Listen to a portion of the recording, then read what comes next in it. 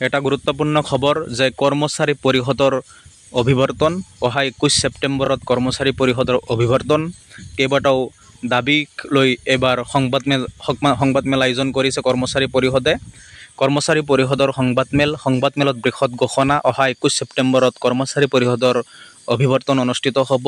পুৰণি পেঞ্চনৰ দাবীত আৰু শিক্ষক কৰ্মচাৰীসকলৰ বিভিন্ন সমস্যাসমূহক লৈ এবাৰ কৰ্মচাৰী পৰিষদ থিয় হৈছে। শিক্ষক কৰ্মচাৰীসকলৰ আৰ্জিত ছুটি, শিক্ষাজনিত ছুটি, অনুকম্পামূলক ছুটি, পিতৃ মাতৃৰ মৃত্যুত তেওঁলোকৰ যি ছুটি দিব লাগে শিক্ষক কৰ্মচাৰীসকলক ৰাজ্য চৰকাৰে প্ৰদান কৰিব লাগে।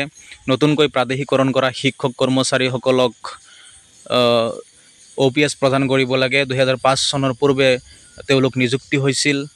গতিকে অতি সোনকালে ৰাজ্য চৰকাৰে সিদ্ধান্ত ল'ব লাগে, OPS ব্যৱস্থাৰ অধীনত সামৰি ল'ব লাগে এই কৰ্মচাৰীসকলক, প্ৰাদেশিকৃত শিক্ষক কৰ্মচাৰীসকলক।